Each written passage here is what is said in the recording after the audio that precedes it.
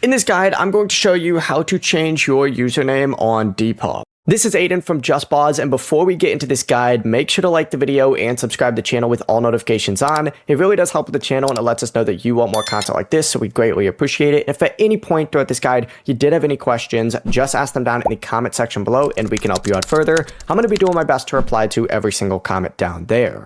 First things first, go ahead and open up Depop and you need to select My Depop down in the bottom right, and then you need to tap the menu icon up in the top right, or those three-line icons up in the top right. In this section, you're going to see pretty much like all your account details on here. Go ahead and select account details, and then you're going to see username up at the very top.